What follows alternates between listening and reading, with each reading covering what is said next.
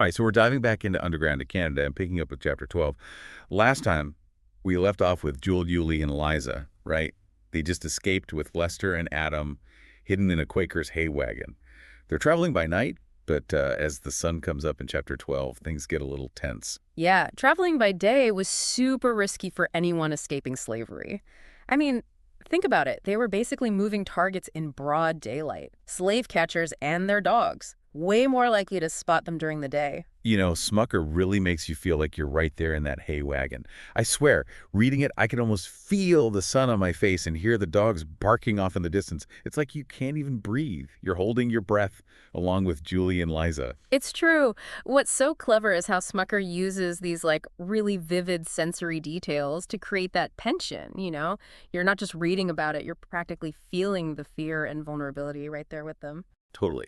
And just when the tension is like at its peak, the Quaker driver, he must sense the danger too. He makes this sudden turn down a secluded lane and hides them in a barn. It's like this sudden sanctuary, a sigh of relief. Barns were actually used as hiding places a lot on the Underground Railroad. When you think about it, they make sense, right?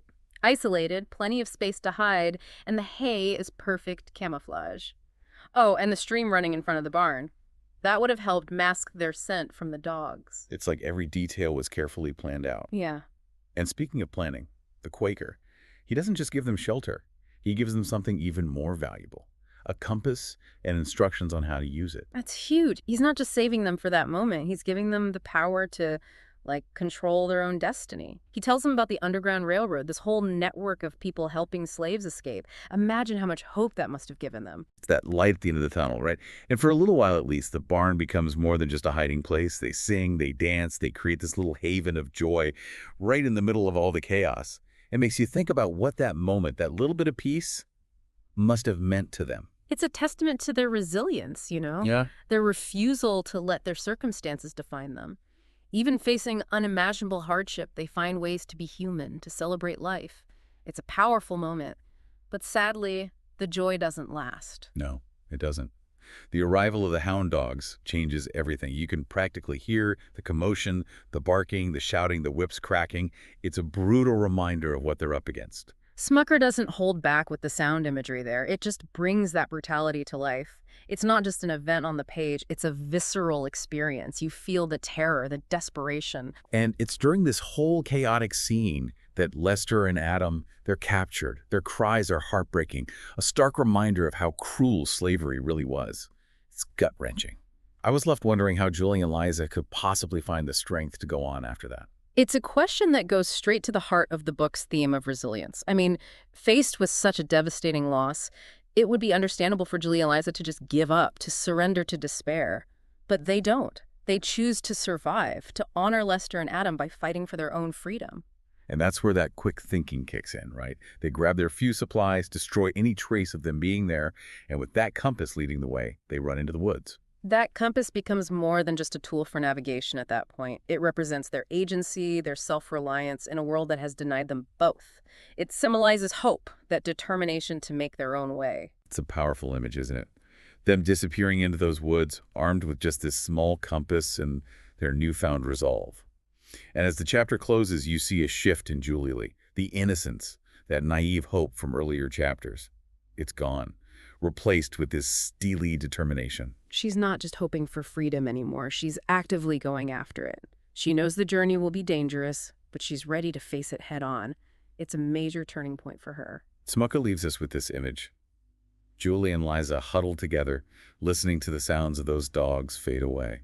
It's a moment of fear, but also defiance, a testament to their incredible resilience. Despite everything they've been through, they choose hope. They choose to keep fighting. And that powerful ending just leaves you wondering, what will they do next? How will they handle the challenges ahead? And it makes you wonder, right?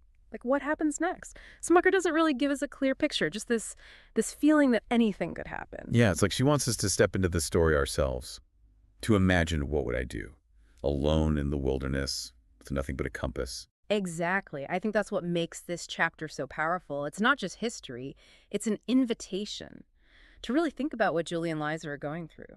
You know, speaking of that, I wanted to go back to that scene in the barn.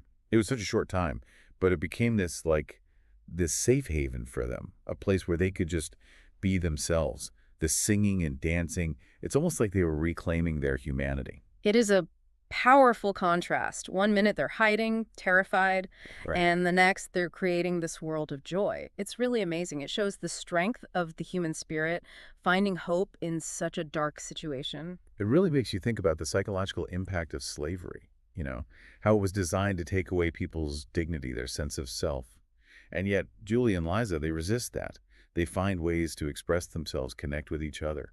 It's not just about individual expression, though, right? It's about community. Even in that temporary space, they create the sense of belonging. They support each other, share their hopes and fears.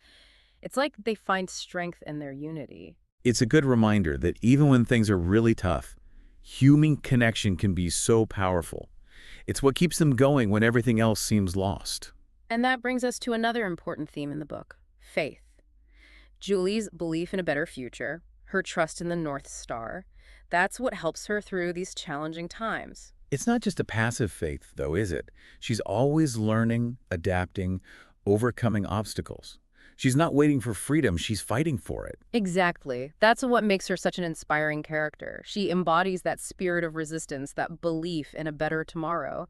She reminds us that even when the odds are stacked against us, we have the power to choose hope, to choose action. And that choice is reflected in their decision to run, right? After Lester and Adam were captured, it Right. would have been so easy to give up then. But they chose to fight, to honor their friends by continuing on. That decision, that act of defiance, it's what keeps them going. It's like the spark that ignites their determination, sets them on the path to freedom.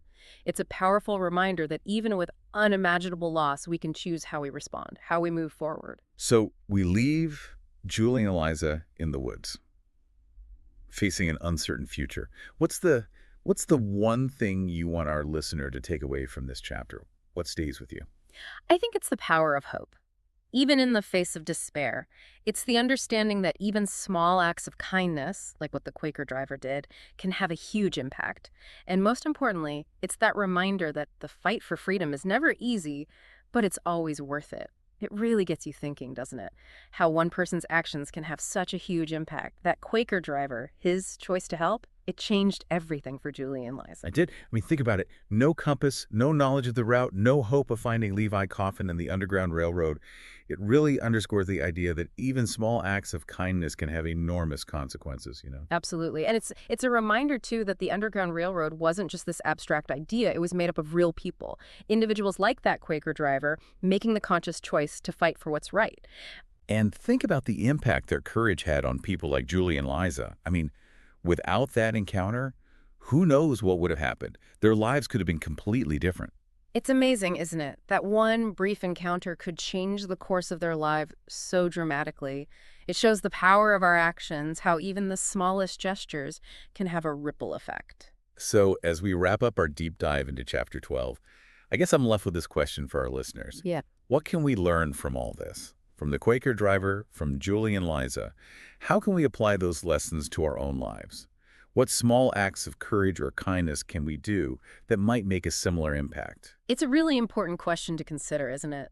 Chapter 12 reminds us that even when things are really dark, there's always hope. There's always room for resistance, for striving for freedom. And maybe most importantly, it shows us just how powerful our individual choices can be, how they can really make a difference in the world around us. And that's a pretty powerful note to end on. Thanks for joining us for this deep dive into Underground to Canada. We'll be back next time with another chapter, so be sure to tune in.